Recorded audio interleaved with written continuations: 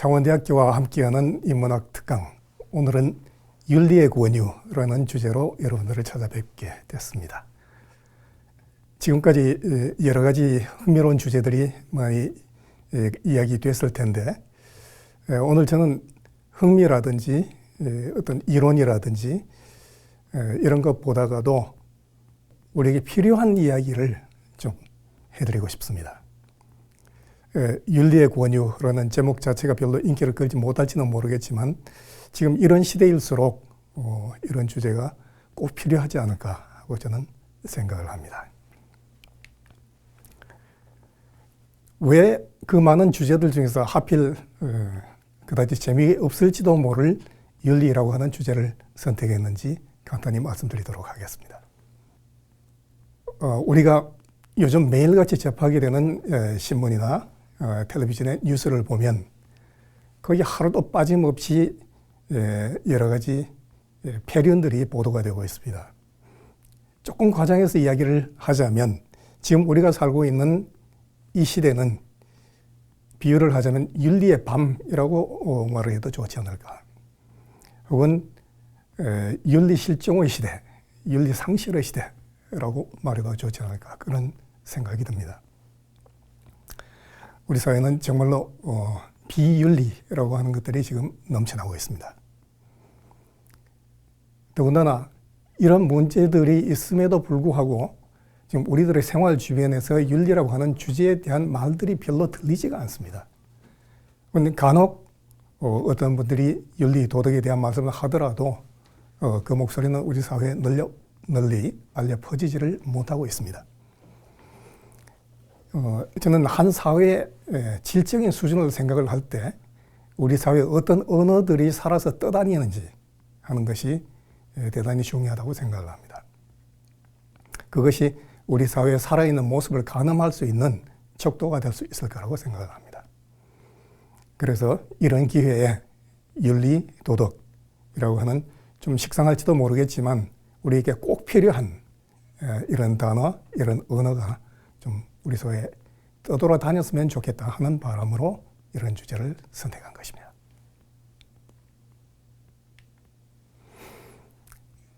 그러면 아주 기초부터 한번 짚어보도록 하겠습니다. 윤리란 게 도대체 뭐겠습니까? 사전을 찾아보면 선을 위해서 사람으로서 마땅히 행하거나 지켜야 할 도리라고 되어 있습니다.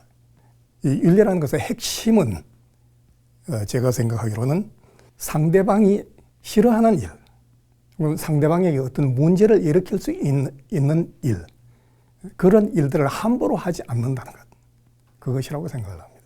지금 우리 사회에서는 다른 사람들의 입장, 다른 사람들의 생각, 처지 이런 것들을 전혀 고려하지 않고 그냥 함부로 되는 대로, 어떻게 보면 닥치는 대로 생각을 하고 말을 하고 아무런 거리낌 없이 그런 것을 행동에 옮긴다는 겁니다.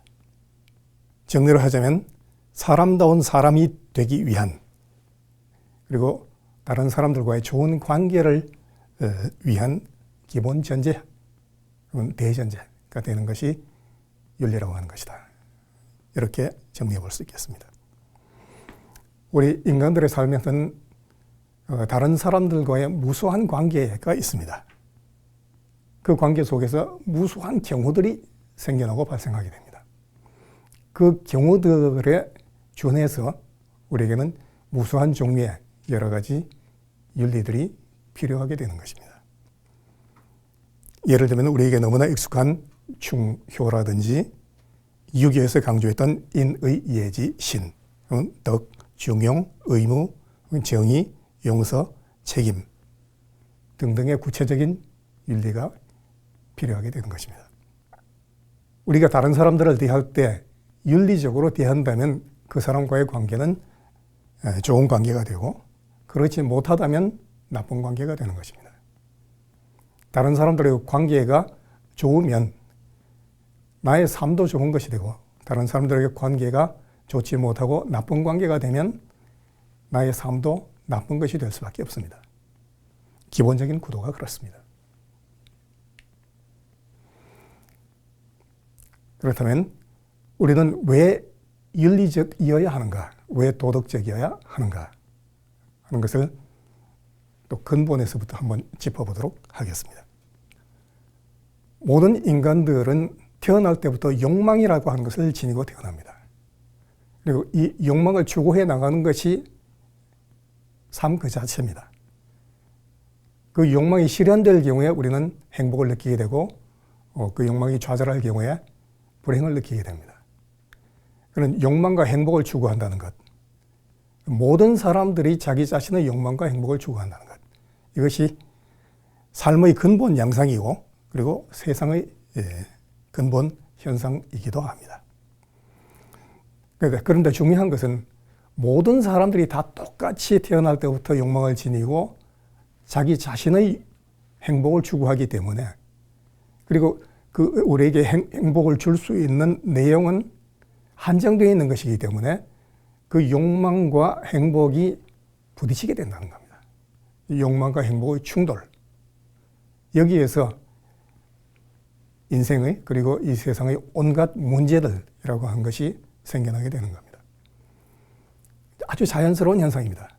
그렇기 때문에 근본적인 욕망과 행복의 충돌이 일어났을 때 이 충돌을 조정할 수 있는 장치가 필요합니다. 그것이 윤리고 도덕이라고 말할 수 있겠습니다. 좀 다른 각도에서 윤리의 필요성을 한번 생각해 보도록 하겠습니다. 만일 이 세상을 살아가는 우리들이 윤리적이지 않다면, 도덕적이 않다면 우리들의 삶은 어떠할 것이며 우리들의 이 세상은 어떻게 될 것인가? 철학에서 말하는 결여 가정, 만일 그렇지 않다면 이라고 하는 물음을 한번 던져보도록 합시다. 그렇다면 영국의 철학자 토마스 홉스가 이야기했던 것처럼 이 세상은 만인에 대한 만인의 투쟁이 될 수밖에 없습니다. 홉스의 인식이 그렇습니다만 기본적으로 사람은 사람에게 있어서 늑대다, 이런 측면이 분명히 있습니다. 그렇기 때문에 우리는 모든 사람들이 아무런 제약 없이 자기 자신의 욕망과 행복을 무제한으로 추구해 나가는 것을 경계할 수밖에 없는 것입니다. 바로 그런 것을 위해서 윤리와 도덕이 요구되는 것입니다. 갈등과 대립과 투쟁, 그것에 따른 혼란, 이것이 우리 인간들의 삶에서 좋을 턱이 없으니까요. 우리 인간들에게는 분명 그 본성의 악한 측면이 있습니다. 물론 맹자가 이야기한 성선설처럼 선한 측면도 있지만 악한 측면을 동시에 가지고 있는 것이 우리 인간들입니다. 선은 위라고까지 말하고 있습니다. 순자의 말입니다만 사람이 태어난 본성은 누구나 이익을 좋아하고 손해를 싫어하며 좋은 목소리와 아름다운 용모를 탐하는 성향이 있기 때문에 만일 사람이 있는 그대로의 본성에 따르고 그 욕구에 따라간다면 반드시 다툼이 일어나고 사회 질서가 어지러워져서 혼란을 초래하게 될 것이다. 지금 우리들의 시대, 우리 사회에서 실제로 이러한 혼란들이 초래되고 있는 겁니다.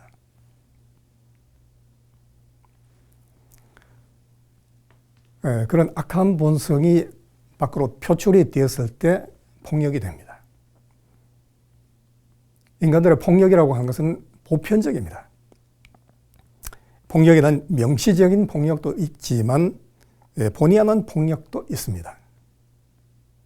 예를 들면 우리가 삶의 과정에서 뭔가를 선택을 한다고 했을 때 그 선택 자체가, 예를 들면 우리가 어떤 시험을 치러서 어떤 사람 한 사람을 뽑았다고 할 경우에 뽑히지 못한 다른 사람들은 좋지 못한 상태가 되는 것입니다.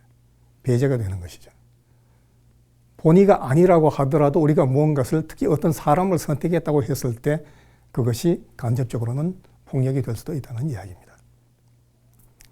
또는 나의 존재 자체가, 특별히 아무것을 하지 않더라도 나의 존재 자체가 이미 폭력이 되는 경우들도 있습니다. 예를 들면 조폭 같은 경우.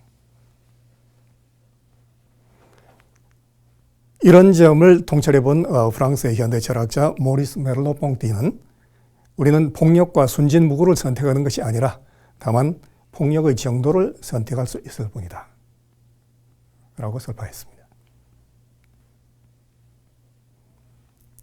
좀 더 구체적으로 생각을 해볼까요? 실제로 우리 인간들의 삶의 세계에서는 아주 가벼운 거짓말에서 비롯해서 너무나 무거운 살인이라고 하는 것에 이르기까지 온갖 종류의 무수한 폐륜들이 있습니다. 윤리적이지 못한 행위들이 있는 겁니다. 그 거짓말과 살인 사이에 이를테면 무시, 비아냥, 욕설, 폭언, 모욕, 왕따, 요즘 자주 거론되는 소위 갑질, 그리고 사기, 폭행, 뇌물수수, 횡령, 비리, 그리고 아이를 버리는 기아, 유괴, 납치, 가정폭력, 불륜, 인신매매, 기타 등등. 저기에 적혀있는 점점점 속에 얼마나 많은 폐륜들이 있겠습니까? 그 극단적인 형태가 우리가 너무나도 잘 알고 있는, 너무나도 가슴 아프게 기억하고 있는 홀로코스트, 유대인 대학살, 그리고 캄보디아의 소위 킬링필드, 그리고 우리가 일본 식민지 지배하에서 실제로 겪었던 위안부 성노예, 그리고 일본군이 중국의 난징에서 저질렀던 이를테면 대학살, 그리고 수많은 침략전쟁, 이런 것들이 있는 겁니다. 조금 더 구체적으로 짚어보겠습니다. 이른바 5대 범죄라고 불리는 살인, 강도, 강간, 절도, 폭력. 이 5대 범죄에 관한 발생 건수를 조사해 봤습니다. 2002년도부터 2011년까지 10년간에 걸친 5대 범죄 발생 건수를 보면 표에서 보시는 바와 같이 10년간 대략 500만 건이 됩니다.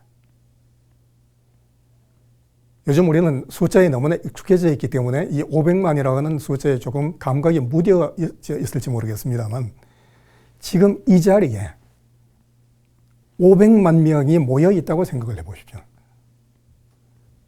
실제로 내 눈앞에 모여 있다고 한다면 어마어마한 숫자입니다. 천문학적인 숫자입니다. 그 천문학적인 숫자의 사람들이 실제로 이 5대 범죄의 희생자가 됐다는 이야기입니다. 누군가는 어떤 사람들에게 두들겨 맞고, 누군가는 어떤 사람들에게 아끼는 소중한 물건을 도둑맞고, 누군가는 강제추행을 당하고, 누군가는 칼을 목에 들이댄 채로 강도를 당하고, 또 누군가는 실제로 살인을 당하고 했다는 이야기입니다. 우리가 정상적인 사람이라면 이런 현상 앞에서 무심할 수가 없어야 되는 겁니다.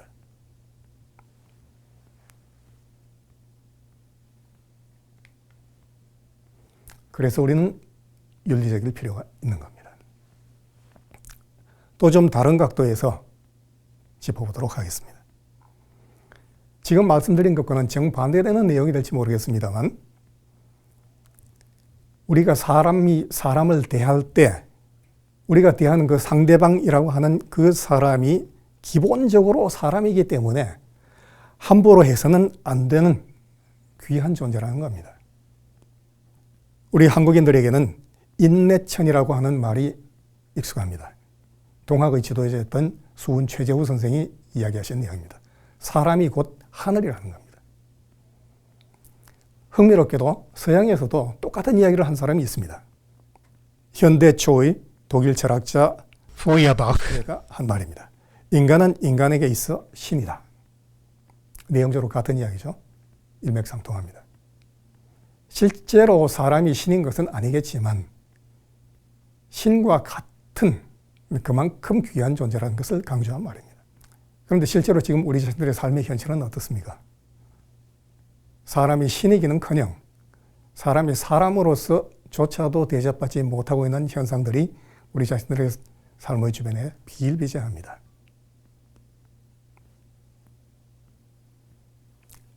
연관되는 이야기입니다만 불교에서는 그런 이야기를 합니다.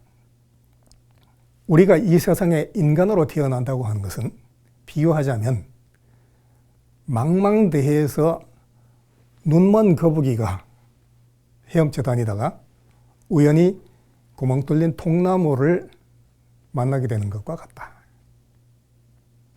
멋진 비유죠. 이것을 사자성어로 맹귀우목, 눈먼 거북이가 나무를 만나다 라는 말로 표현하기도 합니다. 그렇게 해서 태어난 인간들이 오다 가다 길거리에서 옷깃을 한번 스치기 위해서라도 5급 이전부터의 인연이 있어야 가능하다. 불교에서는 그렇게 설명을 해줍니다. 한 급이라고 하는 것은 인도에서 이야기하는 시간 단위입니다만 대충 이야기하자면 그렇습니다. 머릿속에 한번 그려보십시오. 이게 사방 천리되는 바위가 있습니다. 가로도 천리, 세로도 천리, 높이도 천리.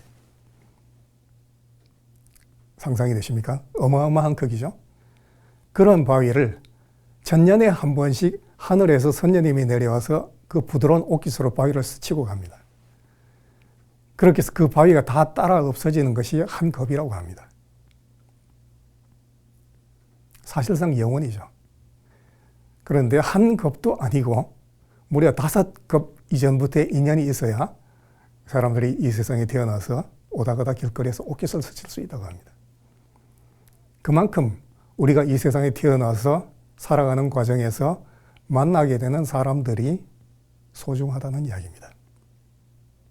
우리가 만나게 되는 그 한 사람은 현재 이 세상에서 존재하고 있는 70억 명 중에 한 명인 것입니다. 그러니까 그 사람과의 만남은 무려 70억 분의 1의 확률인 것입니다. 너무나 소중한 존재인 것이죠. 이런 것들을 생각한다면 지금 내 눈앞에 있는 어떤 사람, 그 사람에게 함부로 욕을 할 수 있겠습니까?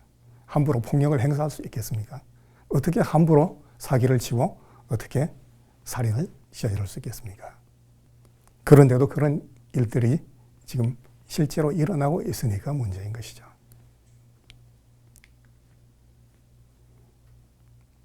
또 약간 다른 측면입니다. 우리에게는 너무나 익숙한 잘 알려진 이야기입니다만 중국의 유학자 맹자의 말입니다. 맹자는 이런 비유를 들려줍니다. 이제 사람들은 어떤 아이가 우물에 빠지려고 하는 것을 실컷 보기만 해도 모두들 겁을 내고 치근한 마음이 생긴다. 그런데 그것은 그 어린아이의 부모와 친교를 맺으려고 하기 때문도 아니고 동네 사람들과 벗들로부터 칭찬을 받으려고 하기 때문도 아니고 그 아이가 지르는 소리가 역해서 그러는 것도 아니다. 불인인지심이라고 하는 장에 나오는 이야기입니다. 차마 어떻게 하지 못하는 마음에 관해서 맹자는 이야기를 하고 있습니다. 이런 것을 근거로 해서 사람의 본성은 선하다라고 맹자는 이야기하고 있습니다만 요즘 우리에게 익숙한 말로는 이런 것이 바로 양심이라는 겁니다. 혹은 소크라테스의 표현으로는 다이모니온의 소리라고도 합니다. 우리가 태어나면서부터 가지고 있는 가슴 속에 어떤 양심, 그것이 우리들에게 너는 윤리적이어야 한다. 윤리적이지 못한 부도덕한 비양심적인, 비윤리적인 그런 행동을 해서는 안 된다. 라고 우리에게 호소를 하고 있는 겁니다. 그래서 우리는 윤리적일 필요가 있는 겁니다. 지금 4가지 측면, 4가지 각도에서 말씀을 드렸습니다만 이런 이유들을 우리가 한 번쯤 가슴 속에서 진지하게 생각을 해볼 때 우리는 내가 삶의 과정에서 만나게 되는 사람들에게 도덕적으로, 윤리적으로 대하지 않을 수가 없는 겁니다. 그래야만 되는 겁니다. 이제 좀 더 구체적으로 그럼 어떤 것이 윤리인가? 우리는 어떻게 행위해야 하는 것인가? 한 것을 생각해 보도록 하겠습니다. 실제로 역사 속에서는 무수히 많은 분들이 무수히 많은 종류의 윤리들을 강조해 왔습니다. 오늘은 그 중에 우리에게 너무나 잘 알려진 익숙한 5분의 윤리적인 말씀에 대해서 아주 간단히 소개를 해드리도록 하겠습니다. 공자, 노자, 소크라테스, 예수, 칸트의 경우입니다. 공자의 경우 이분은 정말 삶 그 자체 그리고 모든 말씀들이 다 윤리였다고 이야기를 할 수도 있습니다. 이를테면 정명, 익숙한 인, 의, 예, 지, 신이라는 것, 그리고 충, 서, 효, 재, 덕, 정, 이런 윤리적 개념들이 있습니다. 뭐 구체적으로 말씀드리자면 한도 끝도 없겠습니다만, 이런 윤리를 자기 자신 속에 체현시킨 어떤 인간상, 그것을 공자는 군자라고 불렀습니다. 사람들이 모두 군자다운 그런 사람이 된다면 이 세상에 모든 문제들이 사라지게 되겠죠. 예를 들면 이런 이야기들을 했습니다. 한두 가지만 소개를 해드릴까요? 선생님께서 말씀하시기를 사마, 이거는 정자의 이름입니다. 나의 돈은 하나로서 꿰뚫 거이다. 정자가 말하기를 그렇습니다. 선생님이 나가시자 문인들이 물었습니다. 무슨 말씀입니까? 그러니까 정자가 말하기를 선생님의 도는 충서일 따름이다. 충서. 공자의 도가 이것으로 다 꿰뚫고 있다는 이야기죠. 자기 자신에 충실하고 그 최대한 충실해진 그 마음으로 그것과 똑같은 마음으로 다른 사람을 대한다. 그게 서입니다. 용서의 서입니다. 그리고 그 가운데 공자가 강조했던 소위 윤리 도덕적인 개념들 붉은 글씨로 표시해 두었습니다만 예를 들면 의, 안, 신, 회 그리고 견, 기, 과 자기 자신의 허물을 보고 그리고 안으로 자기 자신을 탓한다는 것 그리고 중용, 덕, 의 이런 것들 조금 더 구체적인 이야기가 됩니다만 두 가지 다음 이야기는 연결되어 있습니다만 자로라는 제자가 공자에게 말하기를 위나라의 임금님이 선생님을 모시고 정치를 하고 싶다 한답니다. 정책 어떤 것을 가장 먼저 하시겠습니까?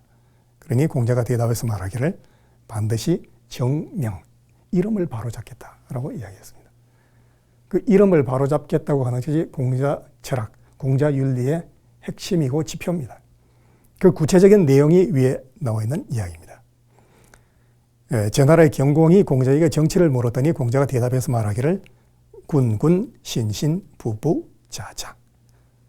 왕은 왕답게, 신하는 신하답게, 부모는 부모답게, 자식은 자식답게. 그렇게 만드는 것이 정치입니다. 라고 대답을 한 것입니다. 아주 매력적인 정치 철학이죠. 윤리 철학이고 도덕 철학입니다. 그리고 역시 덕인 이런 것들을 공자는 강조하고 있습니다. 그 마지막에 자공이라고 하는 제자가 물었습니다. 딱 한마디로 어떤 한마디가 있어서 종신토록 우리가 행해야 되는 것이 있습니까? 하고 물었더니 공자가 말하기를 그것이 서다. 조금 전에 말씀드린 용서의 서입니다. 그 내용을 좀 더 구체적으로 설명을 해줍니다. 기소불욕 물시어인. 자기가 원하지 않는 바를 남에게 하지 말아라 하는 이야기입니다. 나중에 다시 말씀드리겠습니다만 이것이 사실상 모든 인간관계, 모든 윤리, 모든 도덕의 핵심 중의 핵심입니다. 공자가 바로 그런 걸 이야기를 했던 겁니다. 이런 것이 이를테면 공자의 윤리입니다.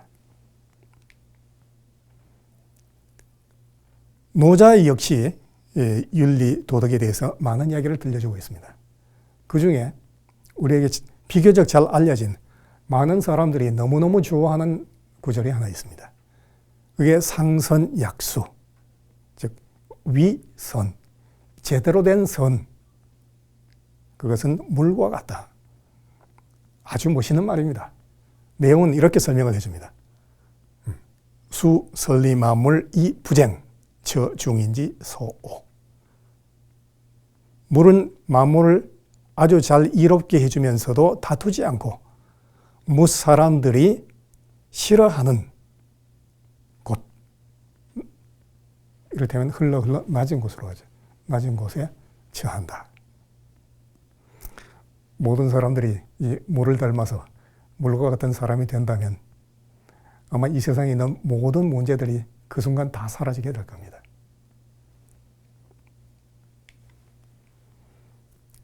소크라테스의 경우, 이분도 역시 공자 못지않게 구체적인 얘기를 하자면 한도 끝도 없겠습니다만, 널리 알려진 너 자신을 알라. 그리스 말로 적혀 있습니다만, 그노디 세우돈.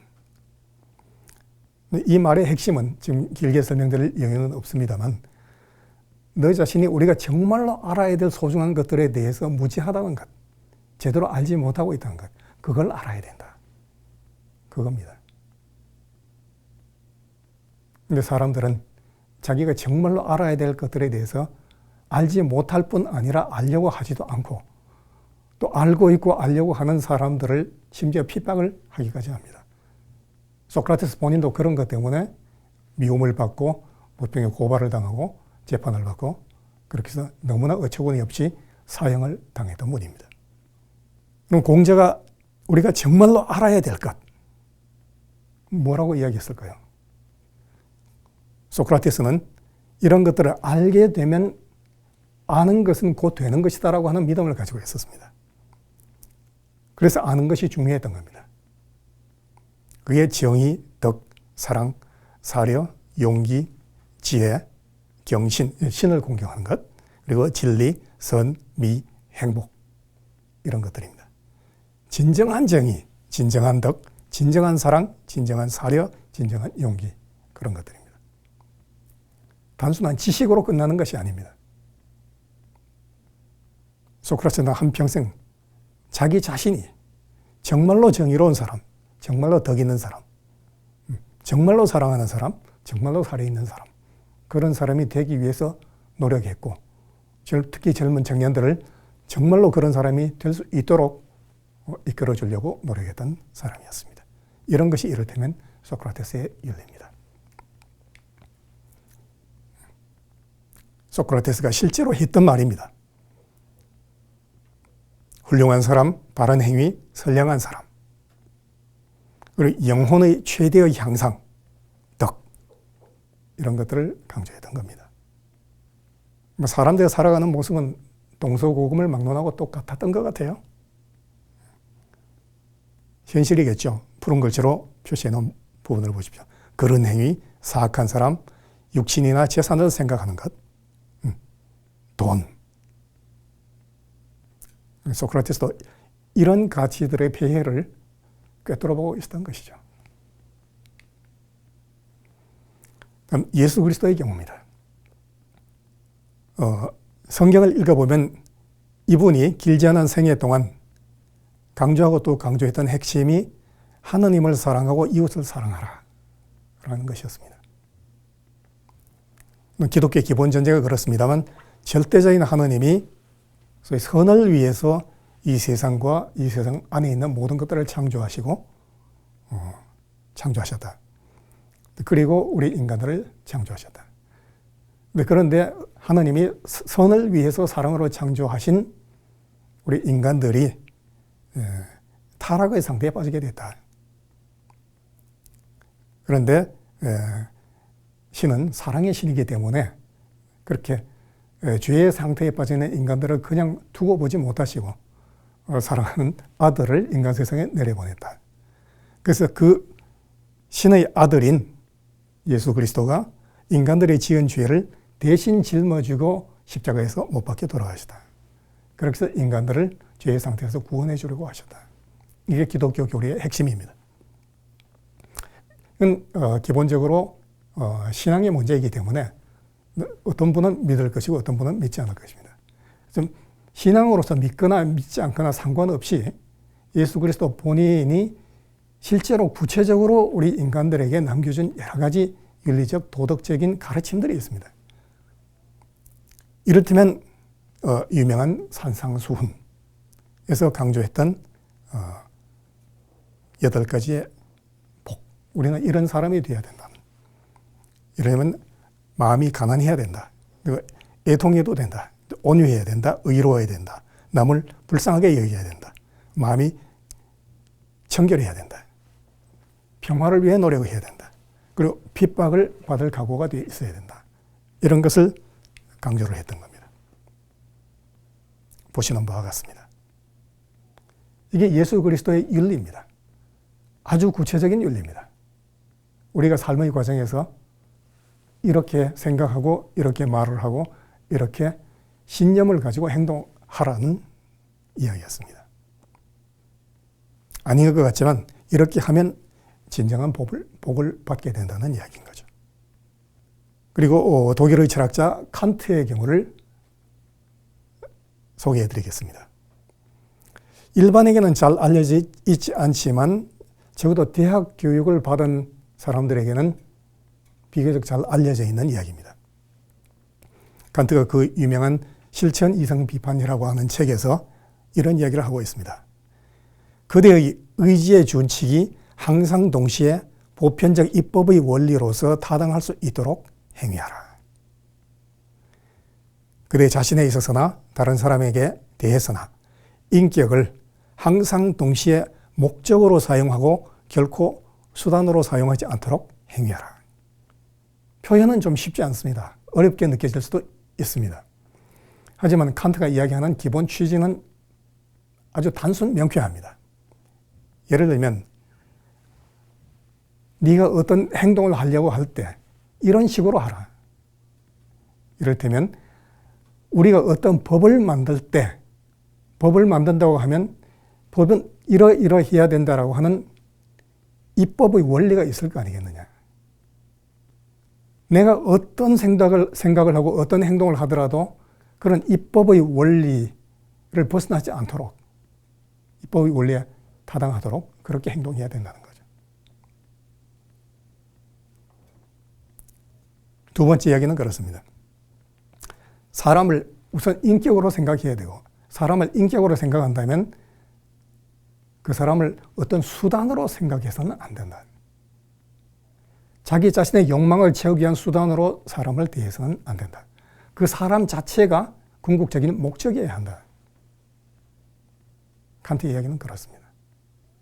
실제로 우리 자신들의 삶의 주변을 한번 둘러보십시오.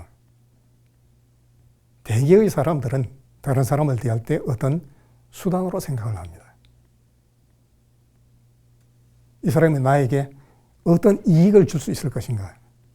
그걸 잣대로 생각을 하고 그걸 잣대로 사람을 만납니다. 아무런 이익 생각하지 않고 오로지 그 사람 자체를 만나서 반갑다, 좋다, 보고 싶다. 그렇게 생각한다면 뭔가 하나라도 그 사람에게 잘해주고 싶은 마음이 생기겠죠. 그런 것이 윤리인 겁니다. 사람은 그렇게 행동을 해야 된다. 그건 어떤 이유가 없다. 무조건적인 것이다. 그건 어떤 명령과 같은 것이다.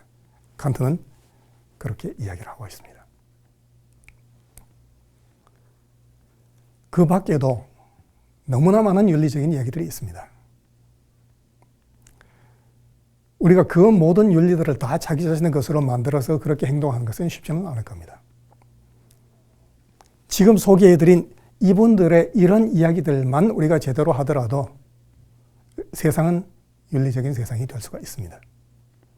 아니, 지금 5분의 경우를 소개했습니다만 그 5분 중에 어느 한 분의 이야기만 제대로 하더라도 결과는 똑같습니다.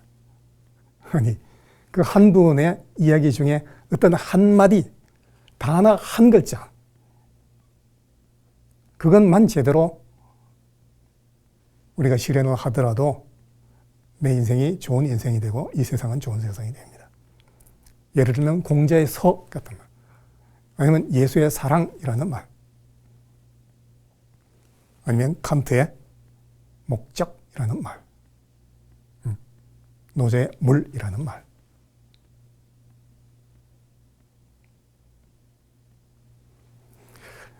저는 개인적으로 우리들의 사회가 정말 그렇게 됐으면 좋겠습니다. 그래서 지금 이런 말씀을 드리고 있는 겁니다.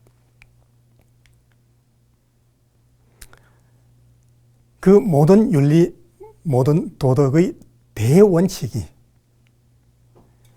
상대방을 배려하라 라는 겁니다. 우리의 삶은 반드시 다른 사람들과 함께 살도록 되어 있습니다. 나의 모든 행위들은 어떤 상대방이 있습니다. 항상. 그 상대방의 무게, 크기를 나 자신의 무게, 크기와 똑같이 생각하는 겁니다. 조금 전에 소개했습니다만 공자가 이야기했던 나에게 싫은 말을 남에게 하지 말아라 하는 말. 예수 그리스도가 한 네가 남에게 대접받고자 하는 대로 남을 대하라, 대접하라 라는 말. 이게 상대방을 배려하라는 그런 정신인 겁니다. 우리에게 너무나 익숙한 역지사지, 입장 바꿔서 생각을 해본다는 것. 내가 상대방의 입장에 되어서 한 번쯤 생각해 본다는 것. 말은 쉽습니다. 그러나 실제로는 쉽지 않습니다. 우리가 한 번이라도 정말 제대로 상대방의 입장에서 일을 생각해 본다면 그 상대방에게 절대 함부로 할 수가 없는 겁니다. 이를테면 이솝우화에 나오는 여우와 두루미 이야기. 초등학생 정도라면은 아무도 모르는 사람이 없을 유명한 이야기죠. 전혀 배려를 하지 않는 거죠. 배려를 하지 않을 뿐만 아니라 일부러 골탕을 먹이는 겁니다. 우리들의 세상의 모습이 저렇습니다. 그래서 많은 사람들이 힘들어하고 고통스러워하는 겁니다.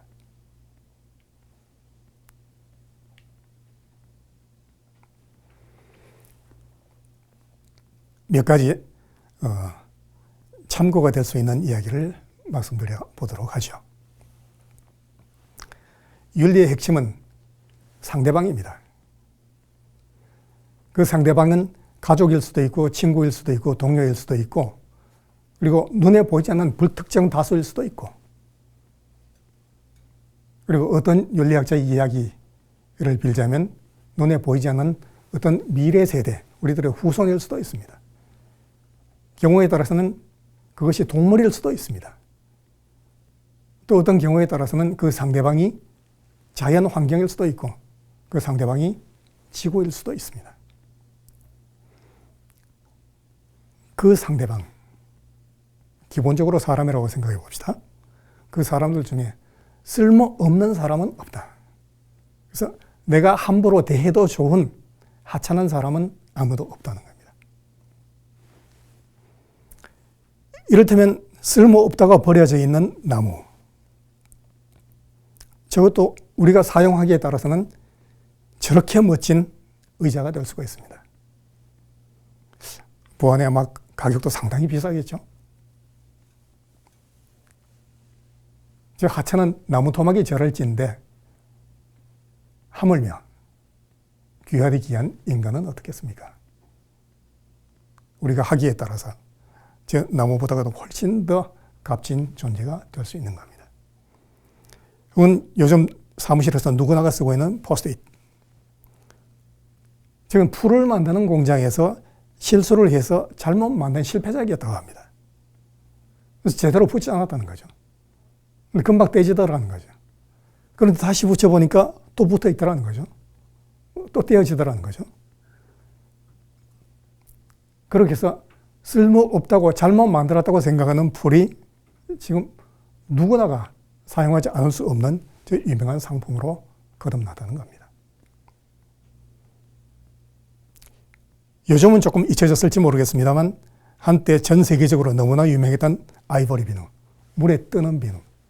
이것도 역시 이 비누를 만드는 생산 과정에서 실패작으로 잘못 만들어진 물건이었다고 합니다.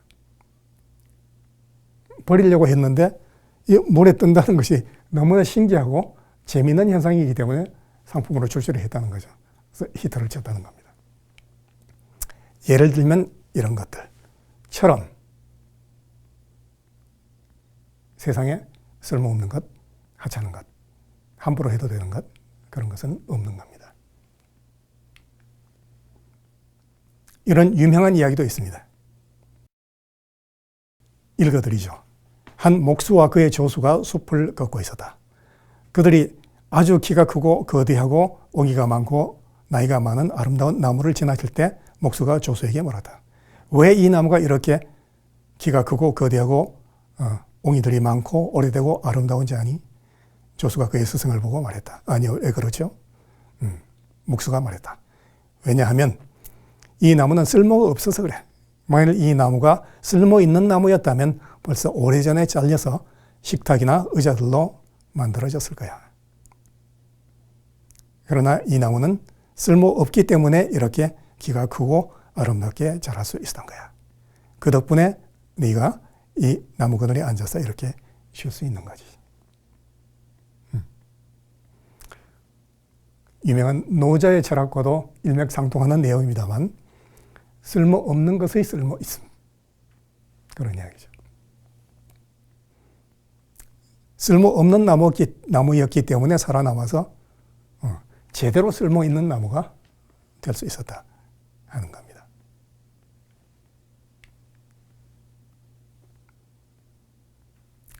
좀 다른 측면에서 한 가지 참고되는 이야기를 말씀드리겠습니다. 아까 윤리의 핵심은 상대방에 대한 배려라고 말씀드렸습니다만 그 상대방은 기본적으로 사람입니다. 우리 자신을 포함한 사람입니다. 그런데 이 사람이라고 하는 존재는 태어날 때는 그냥 백지장과 같습니다. 살아가면서 만들어지는 존재입니다. 그리고 그 만들어지는 과정에서 핵심적으로 중요한 것이 어떻게 대접을 받느냐 하는 겁니다. 대접받는 대로 사람은 변하게 됩니다. 그렇게 해서 그 사람이라고 하는 것이 만들어지게 되는 겁니다. 예를 들면 물의 경우, 밥의 경우, 콩나물의 경우도 그렇습니다. 얼마 전에 한때 TV 등을 통해서 유명해진 이야기입니다만 물의 경우도 이 물을 보고 너 참 이쁘다, 나는 좋아한다, 사랑한다 라는 말을 들려준다는 겁니다. 그리고 한쪽 물을 보고서는 야, 물 너 미워 라고 욕을 했답니다. 그리고 나서 그 물들을 얼려서 결정체를 관찰을 해보니까 저렇게 모양이 달라져 있더라는 겁니다. 물론 과학적으로 얼마나 신뢰할 수 있는 내용인지 저 자신 과학자가 아니기 때문에 확인해 드릴 수는 없습니다만 비슷한 이야기들이 또 여러 차례 보고되고 있습니다. 콩나물을 키우면서도 사랑한다는 말을 들려준 콩나물과 밉다라는 말을 들려준 콩나물이 저렇게 다르게 자라났다는 겁니다. 혹은 밥의 경우도 똑같은 쌀로 똑같은 밥솥을 한 밥인데 한쪽 밥에게는 욕을 하고 한쪽 밥에게는 사랑한다는 따뜻한 말을 들려줬더니 나중에 상하기는 상하지만 생기게 된 곰팡이가 종류가 다르더라는 겁니다. 뭐 믿거나 말거나 그런 종류의 이야기겠죠. 하지만 이런 이야기들이 우리에게 들려주는 시사점은 큽니다. 이런 것들이 이럴진데 사람은 오죽하겠는가. 소크라테스가 들려준 유명한 이야기입니다만 우리 인간은 태어날 때 그냥 아무것도 아닌 한 덩어리의 바위와도 같습니다. 이 바위를 우리 자신들이 만들기에 따라서 부처님이 될 수도 있고 마귀가 될 수도 있다는 이야기입니다. 소크라테스의 아버지가 석공이었기 때문에 이런 교훈적인 이야기를 들려줄 수 있었던 것 같아요. 소크라테스는 그런 아버지의 가르침에 힌트를 얻어서 모든 사람들을 저런 훌륭한 작품으로 만들기 위해서 실제로 노력을 했던 것이죠. 또 많은 사람들이 보셨겠습니다만 My Fair Lady라고 하는 고전 영화가 있습니다. 이 영화에는 오드리 헵번이 예쁘죠. 거리에 꽃 파는 소녀로 등장을 하는데 출신 배경 때문에 너무나 쌍스러운 말을 구사했습니다. 우연히 길거리에서 언어학을 전공하는 대학 교수 헨리 히긴스라는 사람을 만나게 됩니다. 그래서 이 사람이 6개월간 특훈을 해서 저천박했던 일라이자 돌리틀을 최고의 숙녀로 만들어줍니다. 이 과정에서 피커링이라고 하는 해군 대령 한 분이 스폰서로 같이 참여를 하면서 잘 대해줍니다. 아무튼 그 결과 이들의 이 세계적인 작업은 성공을 거두게 됩니다. 그런데 그 영화의 마지막 장면에서 일라이자가 이런 이야기를 합니다. 꽃 파는 소녀와 숙녀의 차이는 어떻게 대접받느냐 하는 문제인 겁니다. 교수님의 특훈 보다가도 함께 참여했던 피커링 대령님이 처음부터 자기를 거리에 꽃 파는 소녀로 대하지 않고 숙녀로 대해줬기 때문에 내가 진정한 숙녀가 될 수 있었다 라고 이야기를 하고 있습니다. 사람은 대하는 바에 따라서 만들어진다. 중요한 시사점을 던져주고 있습니다. 자, 정리를 해보도록 하겠습니다. 윤리라고 하는 것은 결국 우리 사람들이 사람을 진정한 사람으로 대하는 그런 마음입니다. 그 사람을 대할 때 우리는 사랑으로 대해야 합니다. 최고의 윤리는 사랑입니다. 그것으로 원만한 인간관계가 이루어질 수 있습니다. 인간관계가 원만해진다면 그러면 우리 삶이 인생이 궁극적으로 지향하는 행복, 선 그런 것을 실현시킬 수가 있는 겁니다. 그렇게 하면 우리들 사는 이 세상 전체가 아름다운 세상, 좋은 세상이 될 수가 있는 겁니다. 이런 이야기들이 여러분들의 가슴에 좀 전달이 돼서 우리가 할 수 있는 범위 내에서 한두 사람이라도 제대로 된 윤리적인 세상을 좀 만들 수 있었으면 좋겠습니다. 간곡히 부탁드립니다. 감사합니다.